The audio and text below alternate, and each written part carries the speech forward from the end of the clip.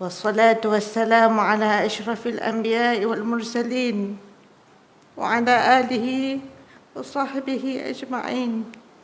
رب اشرح لي صدري ويسر لي أمري واحلل عقدة من لساني يفقه قولي. ربي زدنا علما نافعا وارزقنا فهما واسعا برحمتك يا أرحم الراحمين. Amin ya Rabbal Alamin. Yang berusaha pengurusi Masjid Al-Marbawi Lubuk Merbau, Kuala Kangsar ini, Tuan Haji Osmarani bin Yang Ramli, yang saya hormati, para imamnya, tuan-tuan imam, ahli-ahli jawatan kuasa masjid, pegawai masjid. Tak saya lupakan juga terima kasih saya kepada pengurusi majlis, Puan Haji Saniah, Kak Saniah, semua jemaah, Umi, Abah, anak-anak, adik-adik yang dapat datang ke Masjid Al-Marbawi pada malam ini. Assalamualaikum warahmatullahi wabarakatuh. Apa khabar semuanya? Alhamdulillah, bunyi baik betul ya. Alhamdulillah. Umi, Abah, saya sangat rasa bersyukur kehadrat Allah Subhanahu Taala kerana dapat berjumpa dengan Umi, Abah, orang Kuala Kangsar, orang Lubuk Merbau, semuanya pada malam ini. Saya tak dapat nak gambarkan betapa gembira dan bersyukurnya saya, terutama juga kerana dapat menjejakkan kaki ke masjid yang penuh sejarah ini. Ditambah pula dengan usia masjid ini 60 tahun dah. Dan syukur Alhamdulillah dapat juga mengimarahkan masjid ini. Masjid yang juga sempena dengan apa yang dikatakan tadi, bumi persemadian ulama, iaitu Syekh Idris Al-Marbawi. Yang saya juga menggunakan kamus Al-Marbawi itu waktu saya di sekolah menengah lagi.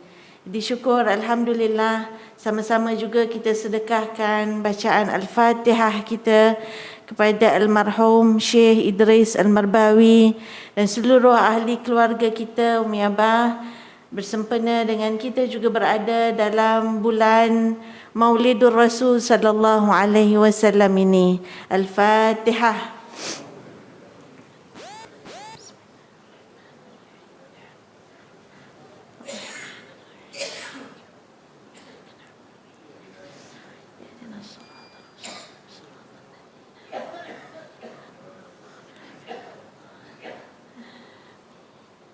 Kita berdoa mudah-mudahan segala kebaikan-kebaikan yang Umi Abah lakukan pada hari ini, pada bila-bila masa pun, mudah-mudahan diterima oleh Allah Subhanahu Taala sebagai jariah kita, dan jariah juga yang kita sedekahkan kepada mak abah kita yang telah tiada.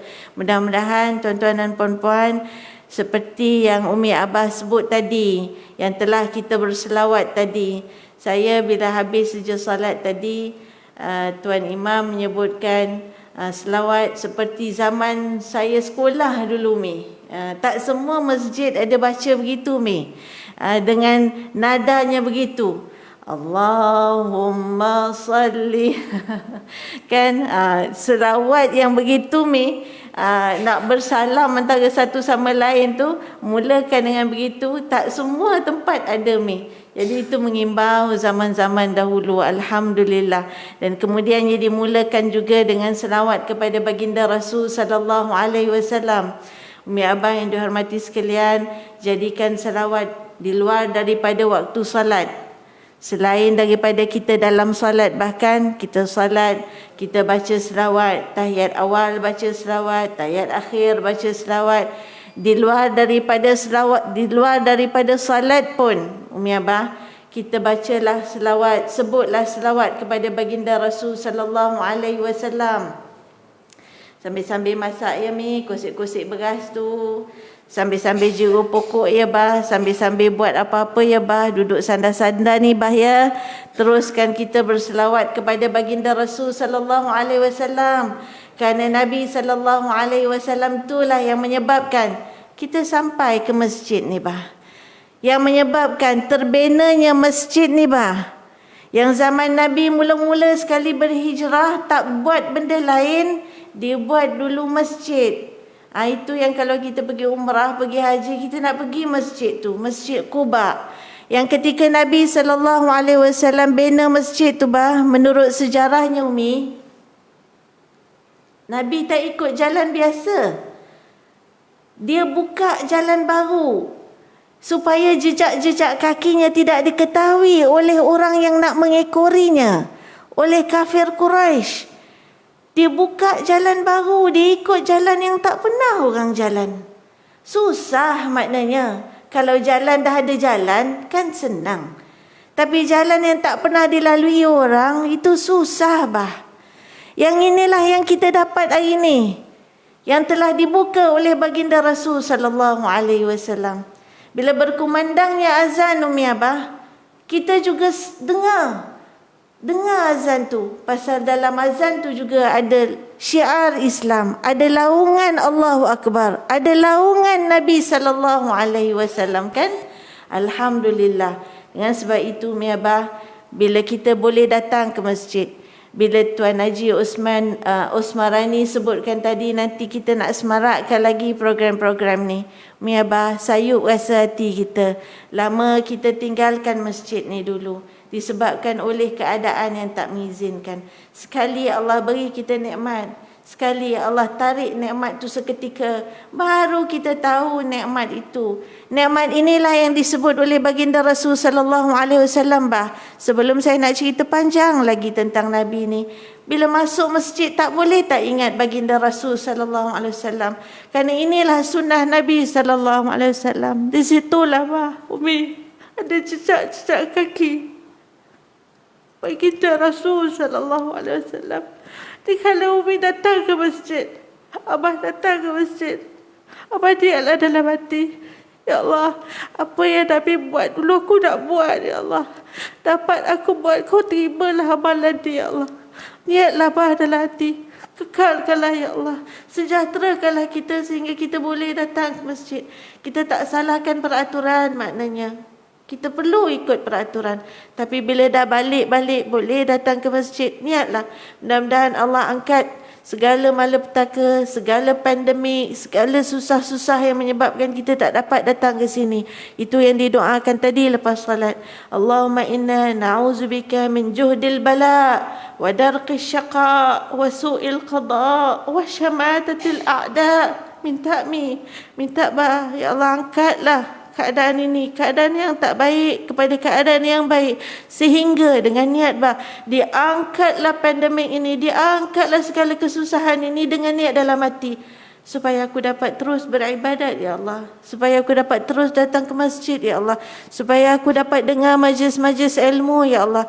Inilah majlis ilmu yang ulama Nusantara ni. Syekh Idris Al-Marbawi ni seorang ulama Nusantara. Beruntung tuan-tuan dan puan-puan sekalian, kita hidupkan majlis ilmu ini, majlis yang juga ditentukan, diajarkan oleh baginda Rasul sallallahu alaihi wasallam. Umi Abah, saya kata tadi bila melangkah tapak kaki ke masjid tu, ia adalah apa yang disebut oleh baginda Rasul sallallahu alaihi wasallam kepada para sahabat. Kau nak tak aku berikan kepada engkau 3 perkara yang dengan itu menyebabkan Allah angkat darjat kau, Allah gugurkan dosa kau. Dengan bahasa mudah ya Umi, kau mau tak aku beritahu kepada engkau yang dengan itu Allah angkat darjat kau, Allah gugurkan dosa kau? Bala ya Rasulullah. Abah, kita belajar juga bahasa Arab sikit-sikit. Naam, bala, dua-dua maknanya ya. Nak ya Rasulullah, maknanya nak. Tapi bila sebut bala ya Rasulullah, maknanya macam orang putih kata not only yes, but yes of course. Yes indeed. Ya, dah tentu ya Rasulullah. Seolah-olah begitulah kalau guna bahasa mudah kita. Siapa tak nak diangkat darjatnya? Bukan di sisi orang ni, tapi di sisi Allah Subhanahu wa ta'ala. Di sisi orang belum tentu diangkat di sisi Allah Subhanahu wa ta'ala. Tapi kalau diangkat di sisi Allah, insya-Allah akan diangkat di sisi manusia. Ingat, yang kita buat ni adalah kerana apa? Kerana nak diangkat derajatnya di sisi Allah Subhanahu taala. Maka apa kata baginda Rasul sallallahu alaihi wasallam? 3 perkara tersebut ialah, saya kata, jejak-jejak kaki. Kathratil khuta ilal masjid. Kathratil khuta ilal masjid. Isbaghul wudu' 'inda al-makarih. Wa intizarul waqt ba'da al-waqt. 1. Banyaknya jejak kaki kamu ke masjid. Banyaknya kaki kamu jejak ke masjid. Hari ni orang sanggup pakai ni pakai jam jejak steps pakai apps jejak step pegang handphone ada apps jejak step, jejak langkah. Orang kita kata jejak langkah, ya. Abah buat benda baik nanti jadi contoh jejak langkah kepada anak-anak zuriat kita, mudah-mudahan. Umi buat baik hari ni, Umi niat mudah-mudahan boleh jadi jejak langkah untuk anak-anak.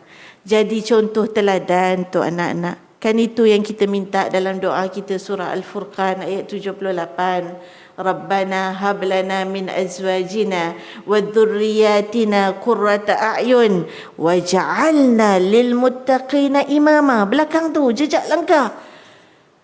Kurniakan aku, kurniakan kami dengan isteri yang baik, suami yang baik, pasangan yang baik. Maknanya pasangan, kalau kita tengah berniat ni, kita perempuan, suami kita, lelaki, isteri kita.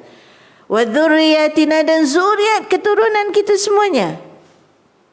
Qurrata a'yun, baik maknanya, sedap mata memandang maknanya. Wa ja'alna lil muttaqina imama, dan jadikan kami ni di kalangan kami ini sebagai imam, sebagai contoh, sebagai pemberi jejak langkah kepada orang-orang yang bertakwa. Saya kata Abah, orang sampai beli jam, pakai apps untuk nak tahu jejak dia berapa banyak step dia.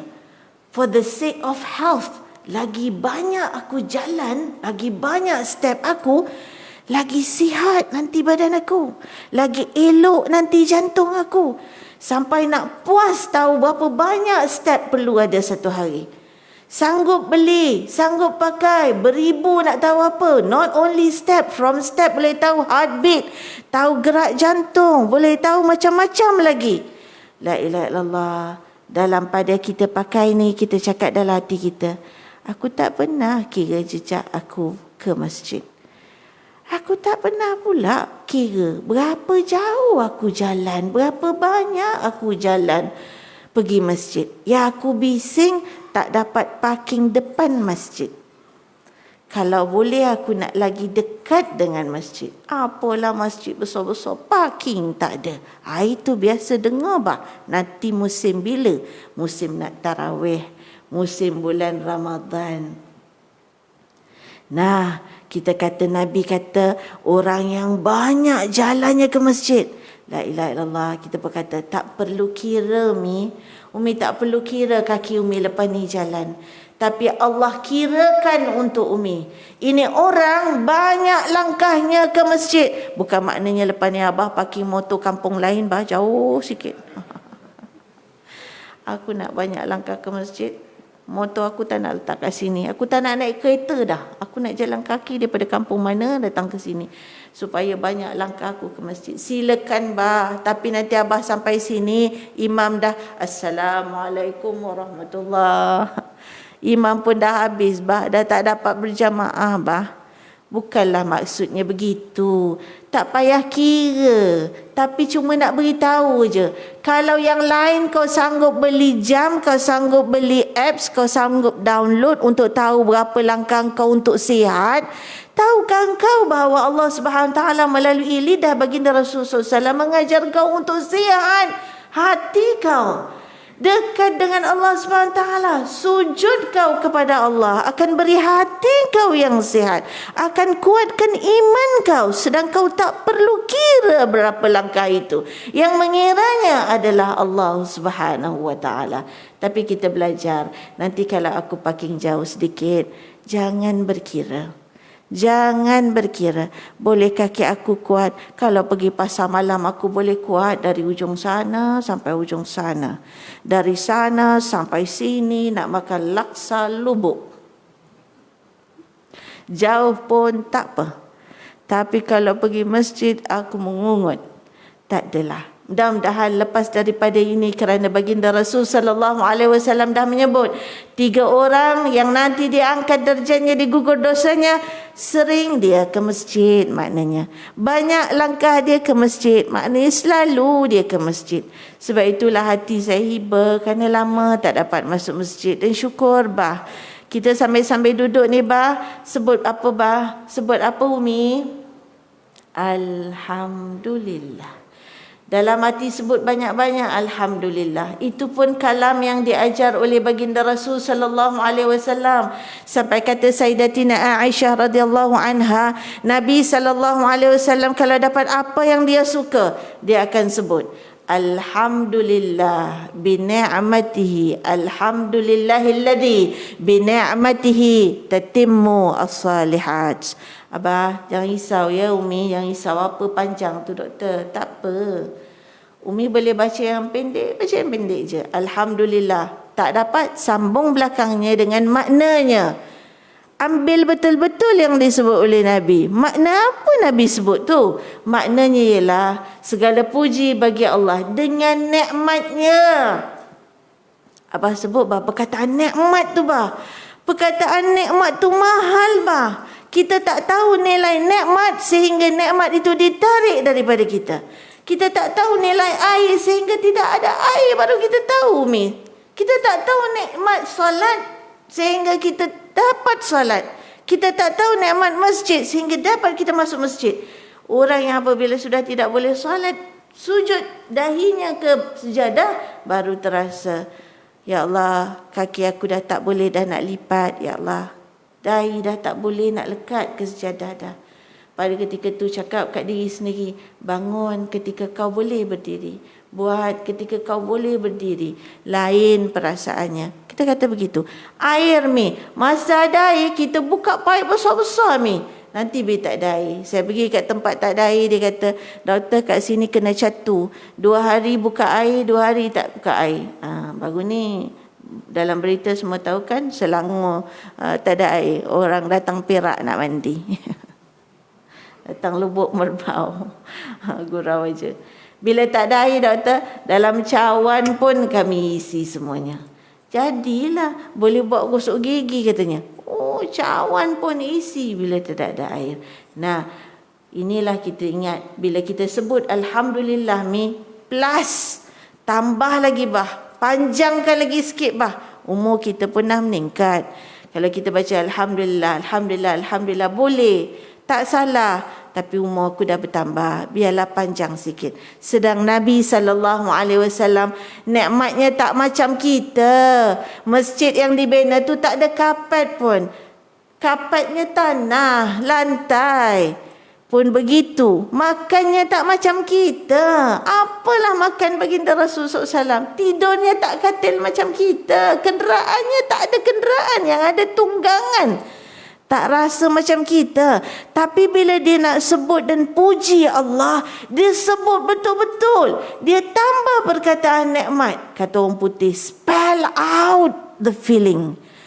Dia tunjukkan dengan perkataan alhamdulillahilladzi, segala puji bagi Allah yang bi ni'matihi, dengan nikmatnya. Abah pun terbayang dalam kepala, alhamdulillah dapat datang masjid, alhamdulillah anak aku balik, dah lama dia tak balik kampung, dapat aku jumpa dia.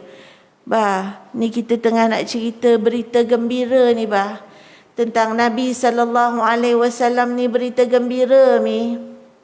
Bushra ya ayyuhan nabi, kata Allah Subhanahu wa taala, inna arsalnaka syahidan mubasysyiran wa nadhira. Kamu diutuskan sebagai saksi yang juga sebagai basyirah, bawa berita gembira. Abah nak balik aja pun dah gembira bah. Terbayang nikmat bah. Dapat anak balik, alhamdulillah nikmat. Dapat tahu aja boleh rentas negeri. Ya Allah, gembira. Segala puji bagi Allah dengan nikmatnya. Sebut nikmat mi. Terbayang kat kepala nikmat. Dan hari ni, malam ni yang kita bayang nikmatnya adalah aku adalah umat Nabi Muhammad sallallahu alaihi wasallam. Dengan nikmat menjadi umat Nabi Muhammad sallallahu alaihi wasallam lah.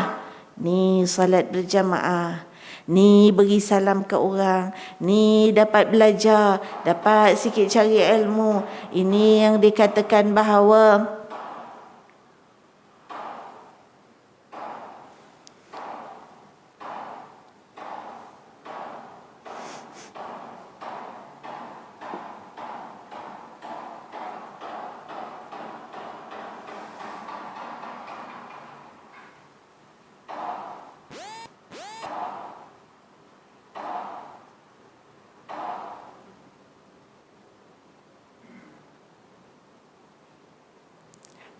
Alhamdulillah. Lama saya tak dengar bunyi kentung, tuan-tuan. Alhamdulillah. Ya Allah, Umi. Kentung ni, ya Allah, kena jagalah, kena jaga. Ini warisan ni. Ya, zaman Nabi SAW dulu belum ada azan pun, ya. Macam-macam disebut bagaimana nak panggil orang datang ke masjid. Nabi fikir macam mana nak ajak orang datang ke masjid. Masjid dibuat bukan untuk dia dan para sahabat saja. Nak ajak ramai-ramai supaya boleh berjamaah bah. Ya Allah, kalau kat kampung kadang-kadang kentung ni bunyi banyak-banyak kali mi. Kalau sekali bunyi kuat sekali begitu, itu panggilan ada rumah terbakar mi. Kalau dikentung tong, tong 2 kali gitu, ada orang kematian katanya. Kalau dikentung 3 kali tu, laju tu, itu ada Tok Imam nak kahwin 3. Gurau wajah ya bah. Bukan imam sini bah, gurau wajah mi. Baik, balik tadi nak katakan bahawa Nabi SAW bila dapat nikmat disebut, kalau kita tak ingat bacaan yang disebut di lidah baginda Rasul sallallahu alaihi wasallam yang diriwayatkan oleh Sayyidatina Aisyah radhiyallahu anha, alhamdulillahilladzi bi ni'matihi, dengan nikmatnya. Jadi abah-abah lepas ni Umi kalau sebut alhamdulillah dalam hati sebut, dalam mulut di lidah pun sebut dengan nikmat Kau ya Allah. Berita gembira Kau bagi aku jadi umat Nabi Muhammad. Dapat aku datang ke masjid. Syukur alhamdulillah anak boleh rentas. Yang lama tak jumpa boleh dapat jumpa. Bacalah macam-macam dalam kepala kita itu. Kenapa? La in syakartum la azidannakum wa la in kafartum inna azabi lasyadid. Salah satu bentuk syukur mudah. Lidah dulu. Ni bentuk syukur. Kalau lidah pun dah berat, macam manalah kita. Dan sebab itu, sebutlah begitu. Sehingga Nabi, kalau dia ada tak selesa pun, tadi dia selesa, kata Sayyidatina Aisyah, yang kita tengok dalam kitab Syama'il Muhammadiyah. Yang Nabi kalau antara perkara yang dia gembira, dia selesa, makanan. Ada makan yang dia suka, maka dia baca alhamdulillah. Alladzi bi ni'mati tatimmus shalihat. Kalau ada yang dia tak selesa, dia manusia biasa mi, abah. Macam kita juga. Dalam hidup kita banyak yang kita tak selesa, ada yang kita tak suka. Macam-macam perasaan kita. Jangan main. Kadang-kadang anak kita masak nasi Umi kan, nasinya terlembik. Yang nasinya tak boleh turun dekat senduk. Kena ketuk dengan tangan, tak turun nasi. Pasal nasi tu lembik. Mak terus boleh melenting tau. Abah boleh terus melenting tau. Kau dah nak 3 masak nasi pun tak pandai. Padahal lauk dah penuh atas meja ni. Ikan bakar dah ada, sweet sour dah ada, tom yum dah ada, kailan ikan masin dah ada. Macam dekat restoran. Dah lama tak jumpa mak abah datang. Tiba-tiba nasi itu lembik. Mak kalau tak boleh tahan, abah kalau tak boleh tahan, terus tolak pinggan, jangan main. Bukan orang lubuk mubah ya. Boleh tolak pinggan, boleh terus bising. Kau ni anak dah 3, merasak tak gerti. Anak senyap aja tapi hilang selera makan. Nabi SAW kalau tak selesa Umi, dia mulakan dengan Alhamdulillah. Juga Alhamdulillah ala kulli halin wa astaghfirullah ala kulli zambin. Subhanallah. Kaya Allah SWT berikan kepada kita contoh teladan yang dipuji akhlaknya. Sebut juga, sebab itu Umi Abah, kalau datang makan macam tadi ada benda kita tak nak, kita tak suka, aku datang jauh-jauh aku nak makan yang sedap tapi dapatnya yang macam ni. Sebut dulu, Alhamdulillah atas segala hal, tu maknanya. Ya Allah, Alhamdulillah atas segala hal. Ampunkan aku atas segala dosa. Bila sebut je Alhamdulillah atas segala hal, boleh senyum tak Mi? Mi, macam mana nak senyum doktor pakai mask? Tak nampak. Syukur dulu atas segala hal. Kalau emosi tengah tak okey Mi, tengah sedih ke, tengah marah, tengah apa ya, abang ambil yang disebut oleh baginda Rasulullah SAW. Ikut teladan Nabi, jejak langkah Nabi. Turunkan degree marah tu, turunkan degree emosi tu. Cara mana nak turun? Ingat Allah. Alhamdulillah ala kulli hal, atas segala hal. Mungkin marah tu kalau 10 boleh turun 8 Nanti duduk pergi cari air dulu. Nanti apa dulu? Fikir dulu, relax dulu, fikir dulu, apa dulu. Dia tak terus gelabah Mi. Dia tak terus keluar perkataan jahat Mi. Mulut kita laju Mi. Mulut kita laju Sebab itu disebut oleh baginda Rasulullah SAW, salamatul insan fi hifzil lisan. Selamat manusia tu kalau dia boleh jaga mulut dia. Jaga mulut Mi. Sebut dulu Allah. Alhamdulillah ala kulli hal.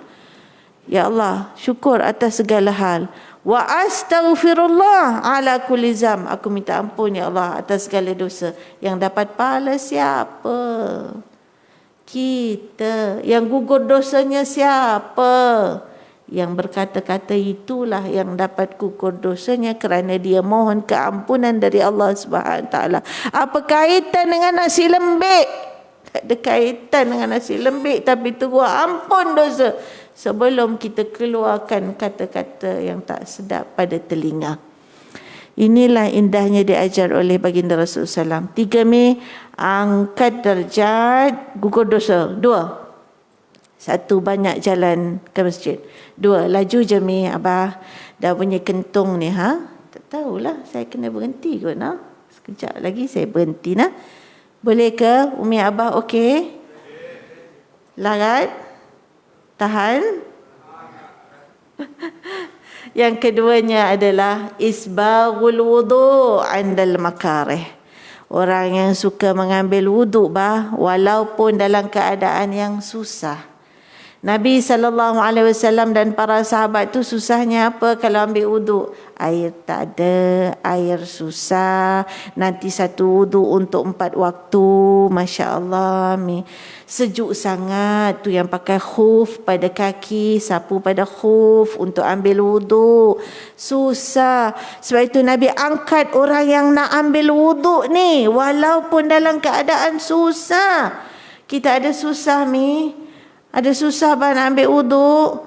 Ya Allah, syukurnya sampai basah baju kadang ambil wuduk tu Sebab buka paip besar airnya banyak besar sampai basah kain kita ambil wuduk Mi.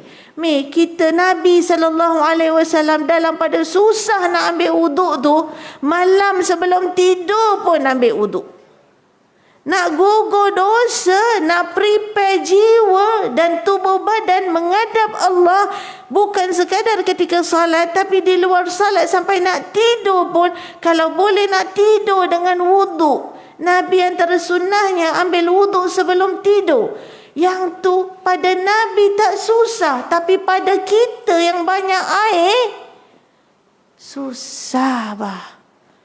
Susah mi.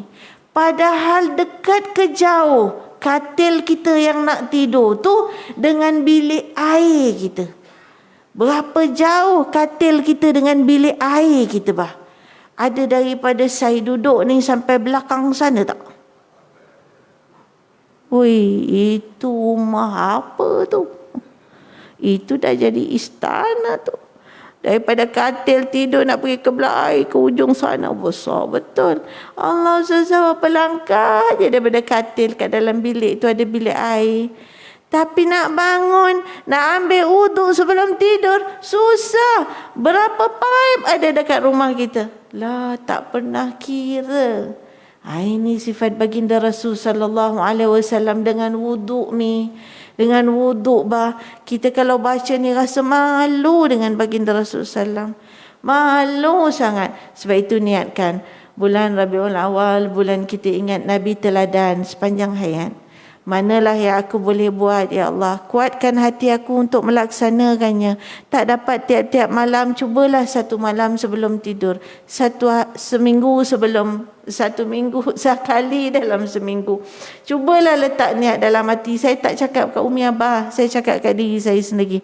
Payah sebenarnya. Tapi itulah baginda Rasulullah SAW. Sebab apa? Sebab kata ulama, tidur tu mati kecil.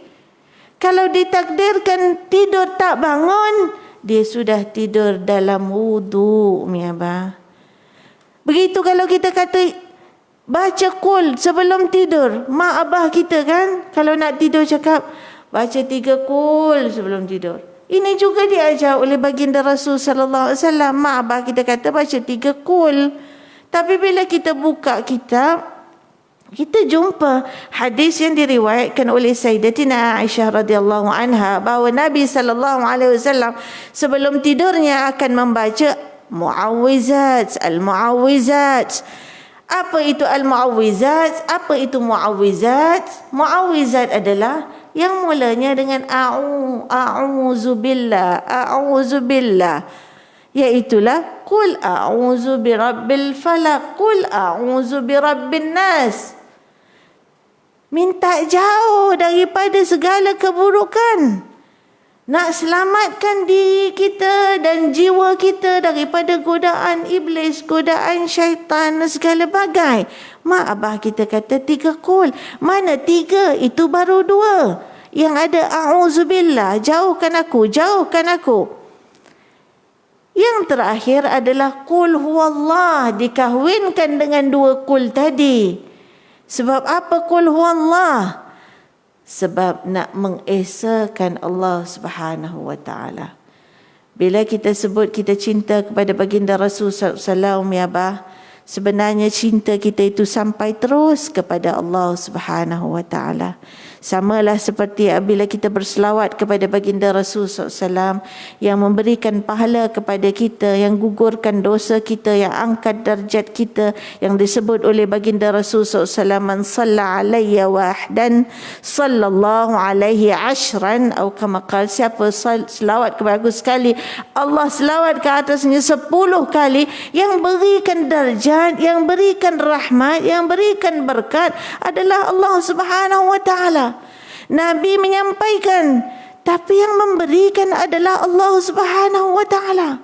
Sebab itu dalam 3 serangkai tadi, bukan 3 serangkai kencing manis, darah tinggi, apa satu lagi bah? Mahir sangat nampaknya bah. Bukan 3 serangkai yang ni. Abah ingat 3 serangkai ni bah. Umi ingat 3 serangkai. Aku sebelum tidur aku kena baca 3 serangkai. Apa 3 serangkai? Baca. Mudah-mudahan jauh daripada segala-galanya. Qul huwallah, qul a'udzu birabbin nas, qul a'udzu birabbil falaq. Itu dibuat oleh baginda Rasul sallallahu alaihi wasallam yang tadi dah ambil wuduk, yang tadi dah menghadap kiblat, yang tadi dah baca 3 qul, dengan tangannya dia ambil, dia sapu muka dia dan tubuh dia. Jom buat malam ni. Sapu muka dia, tiup pada tangan, sapu pada badan. Sehingga ulama bincang, itu hembus pada tangan, nak hembus macam mana? Nak berapa kuat hembusannya? Termecik-mecik sampai mioi. Tak, sekadar-kadar menghembus sahaja. Sapu pada badan. Maka ditanya, sejauh mana, sampai mana nak sapu tu? Sampai tangan boleh sampai, kata ulama. Sampai tangan boleh sampai. Pasal bila Abah dah baring, Umi dah baring, Umi baca, Umi sapu, setara mana tangan Umi boleh sampai? Boleh sampai ke perut lah. Kalau Umi rajin, Umi bangunlah sikit, sampaikan ke ujung kaki. Kalau tak, sampai mana boleh sampai? Itulah yang dilakukan oleh baginda Rasul sallallahu alaihi wasallam, bukan sekadar wuduk nak menghadap Allah. Bacaan yang menunjukkan dia yakin kepada keesaan Allah Subhanahu taala dengan 3 kul tadi tu, 3 serangkai tadi diraup pada badan dia. Ini yang diriwayatkan oleh Sayyidatina Aisyah radhiyallahu anha, termasuklah apabila baginda Rasul sallallahu alaihi wasallam berada dalam keadaan tidak segar, tidak sihat. Abah, kalau kita tak sihat, itu juga kita baca. Minta dijauhkan, jangan ada dalam fikiran kita perkara-perkara yang tak elok. Bukan bermakna tak pergi jumpa doktor, Mi. Pergi jumpa doktor. Makan pil 3 serangkai tu, makan. Jangan kata tak nak makan. Makanlah segala ubat-ubat tu. Tapi dalam pada itu, kita minta Allah pelihara kita. Pelihara iman kita. Pelihara diri kita. Tiup, Mi. Tiup bah. Hembus bah. Sapu kat seluruh badan. Ada umi kita yang sakit kat kampung. Ada abah kita yang tak segar. Nanti kalau kita balik, kita bacakanlah. Nah, kalau orang tak tahu, apa ni, abah nak meninggal dah ke? Kau tiup-tiup, kau sapu-sapu abah ni, nak meninggal dah ke dia? Bukan. Kat mana doktor nak tahu cerita ni? Kat mana nak baca ni? Cuba buka kitab Syama'il Muhammadiyah oleh Imam At-Tirmizi atau At-Turmizi. Buka bab perkara-perkara sunat yang dilakukan oleh baginda Rasul sallallahu alaihi wasallam sebelum tidur. Cuba buka. Nanti akan jumpa cerita ni. Di situlah kita belajar tentang teladannya baginda Rasul sallallahu alaihi wasallam. Jadi tuan-tuan dan puan-puan sekalian, yang kedua yang saya nak cerita tadi adalah ambil wudu. Umi kejap-kejap nanti kemar-kemar rumah pukul 10, pukul 11 kadang badan melekit kan, Mi. Nanti Umi mandi. Lepas mandi, ambillah wudu. Walaupun Umi tak salat zuhur lagi. Walaupun Abah tak salat zuhur lagi, kejap-kejap Abah ambillah wuduk bila sesuai. Bah, dalam hati niat, aku nak sentiasa memperbaharui wudukku.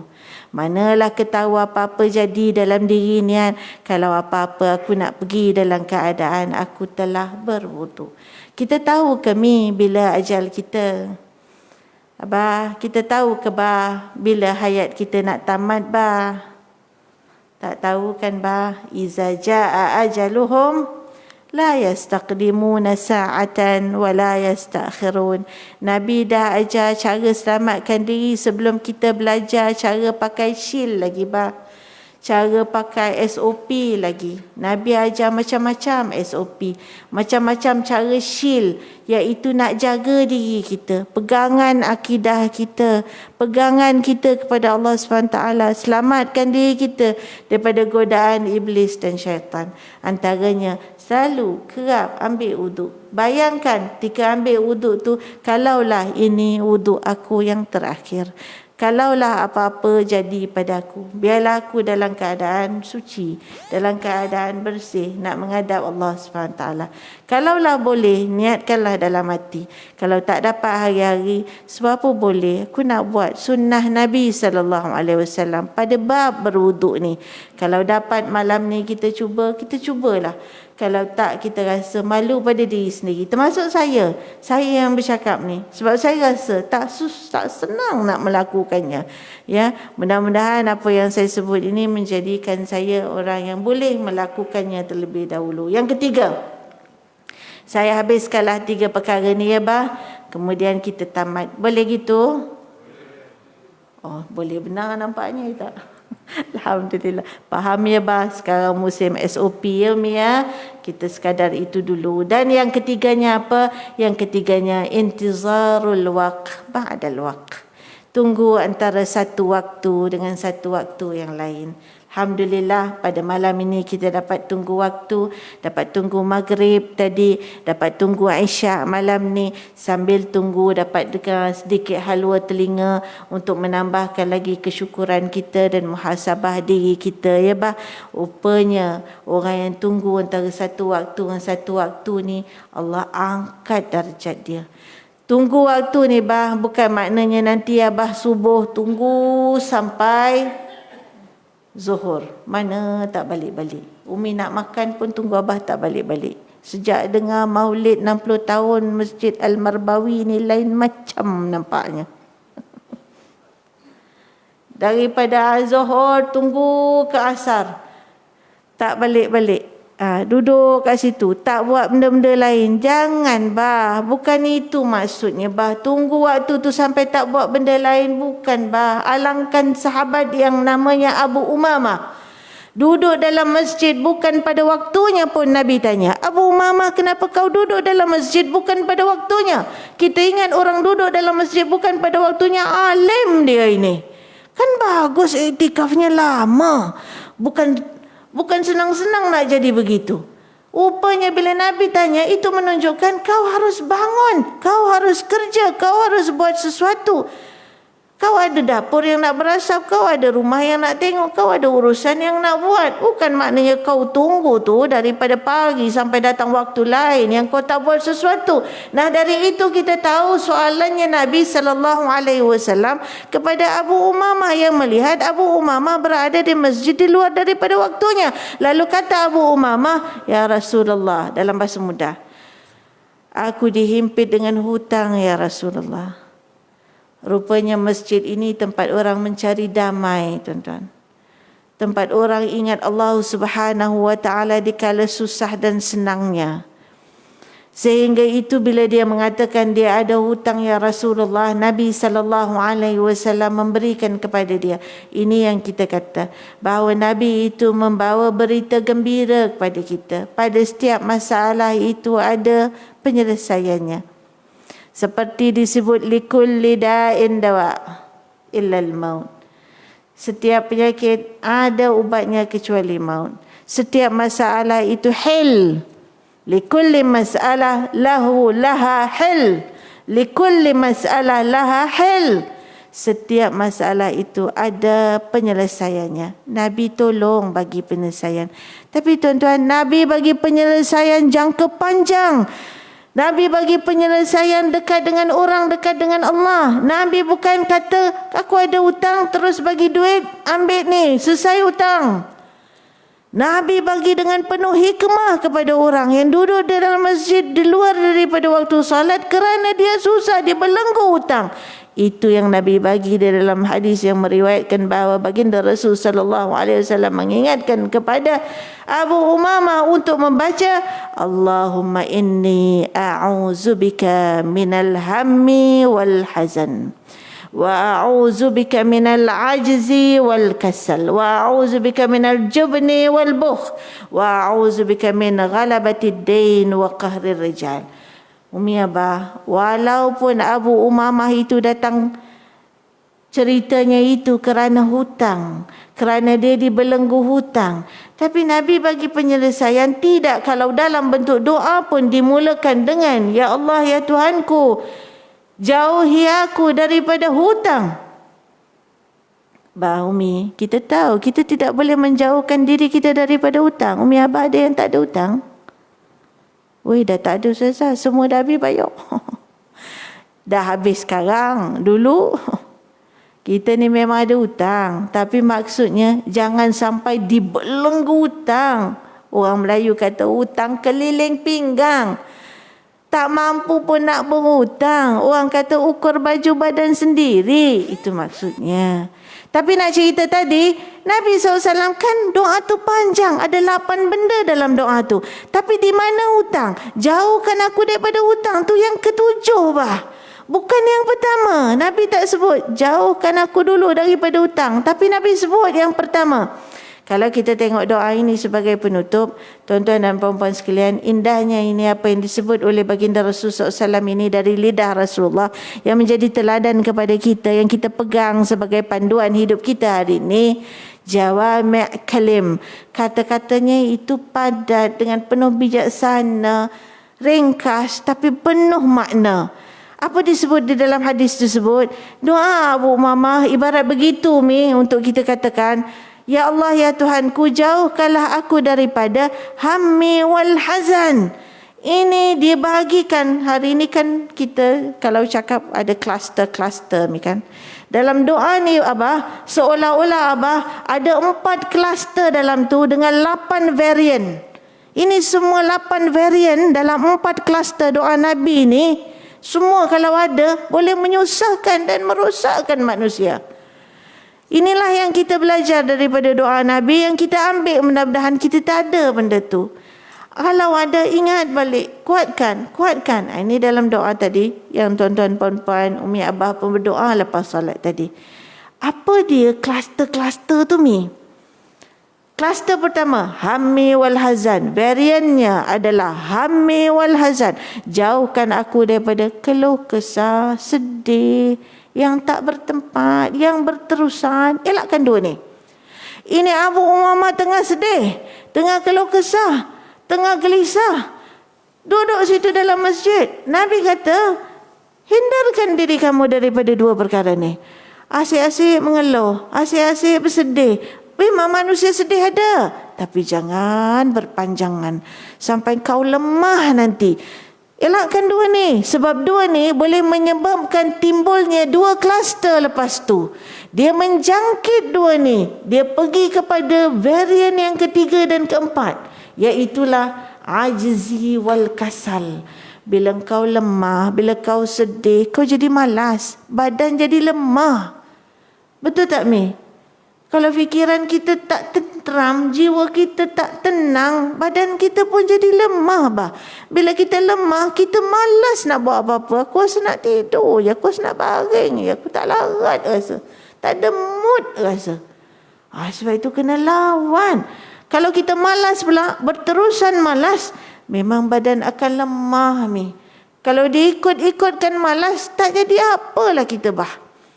Bukan maksudnya bila Abah penat kenduri, bila Abah penat buat macam-macam program, besok Abah bermalas-malasanlah kat rumah. Pasal hari ni Abah dah penat. Yang tu tak apa, itu rehat. Tapi kalau dah rehatnya panjang sampai jadi malas, kita terus malas, badan kita jadi lemah. Ini penyakit yang kluster yang kedua, lemah dan malas.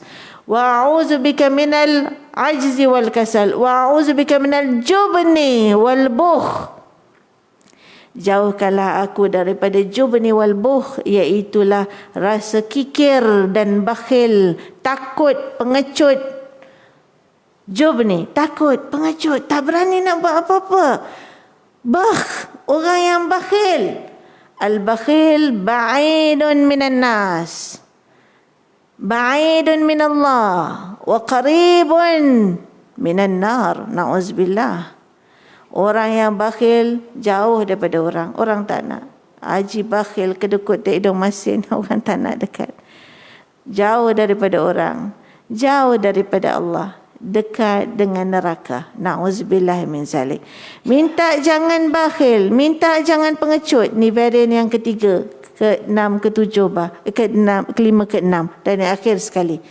Abu Umamah ceritanya duduk dalam masjid tadi, di luar waktu salat, pasal hutang. Barulah yang ke-7, wa a'udzubika minal ghalabatid dain wa qahrir rijal. Macam mana kau nak bayar hutang kalau kau mengeluh aja, kalau kau sedih berpanjangan, kalau kau lemah, kalau kau malas, kalau kau pengecut tak berani nak cuba sesuatu yang baru, kau nak meniaga, kau nak buat apa, kalau kau bakhil, kalau kau ada ni semua, barulah cerita. Jauhkan aku daripada cengkaman lingkaran hutang. Buanglah 6 tu. Nanti kau boleh bangun. Baru kau boleh lepaskan diri kau pada varian yang ke-7. Virus yang ke-7 ni.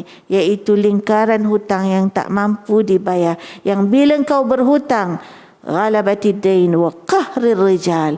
Kau akan ditekan oleh orang. Senang orang tekan kau pasal kau banyak utang dengan dia. Kau nak tengok dia pun kau takut. Kalau dia lalu jalan ni, kau takkan lalu jalan ni. Kau akan lalu jalan lain. Dia boleh buat macam-macam kepada kau. Tengok kalau orang berhutang dengan Along lagi lah takutnya. Habis. Kita dah tidak ada harga diri kerana kita berhutang sehingga tak mampu untuk menyelesaikannya nanti. Na'udzubillah. Jadi tuan-tuan dan puan-puan, umi abah yang dihormati sekalian, yang akhirnya diangkat darjat, digugurkan dosa yang disebut oleh baginda Rasul sallallahu alaihi wasallam, iaitulah solat pada awal waktu. Tunggu antara satu waktu dengan satu waktu dengan maksud bukan tunggu sampai tak buat apa-apa, tapi berusahalah untuk salat pada awal waktu. As-salatu ala waqtiha. Salat pada awal waktu. Jadi kerana nak salat pada awal waktu, gentong pun sudah lama berbunyi, maka sekadar itu sahajalah daripada saya, ya umi abah. Saya minta ampun, minta maaf kalau ada salah dan silap saya dalam apa yang saya menyampaikan. Saya minta ampun. Moga Allah Subhanahu wa taala menerima segala amal soleh umi dan abah pada hari ini dengan niat-niat kita untuk memperbanyakkan selawat ke atas baginda Rasul sallallahu alaihi wasallam, dengan niat kita memperbanyakkan mengucapkan syukur kepada Allah Subhanahu wa taala atas nikmat Allah Subhanahu wa taala menjadikan kita umat Nabi Muhammad sallallahu alaihi wasallam, yang dengan itu kita mendapat nikmat yang paling besar, iaitu iman, yang dengan itu kita diajar segala-galanya dalam hidup kita ini. Kita niatkanlah, mudah-mudahan ya Allah berikan aku kekuatan untuk terus mengasihi baginda Rasul sallallahu alaihi wasallam dengan cara mengamalkan sunnah-sunnah baginda Rasul sallallahu alaihi wasallam. Saya ingin mengucapkan jutaan berbanyak terima kasih atas undangan Tuan Haji Osman Rani dan saya suami ke majlis pada malam ini, dan umi abah atas kehadirannya. Saya ingin mengucapkan setinggi-tinggi tahniah atas program Imarah Masjid pada malam ini, dan juga pada siang tadi sempena ulang tahun yang ke-60 Masjid Al-Marbawi ini. Saya doakan umi abah semuanya mudah-mudahan selamat, sihat, sentiasa dalam perlindungan Allah Subhanahu wa taala, dan mudah-mudahan tergolong di kalangan orang-orang yang saleh, dan kita niatkan kepada Allah Subhanahu wa taala mudah-mudahan mendapat syafaat daripada baginda Rasul sallallahu alaihi wasallam dan ditemukan dengan baginda Rasul sallallahu alaihi wasallam di hari akhirat kelak insya-Allah. Dengan kata-kata itu aqulu qawli hadza wa astaghfirullah li wa lakum wa lisairil muslimina wal muslimat wal mu'minina wal mu'minat al ahya'i minkum wal amwat. Assalamualaikum warahmatullahi wabarakatuh. Terima kasih.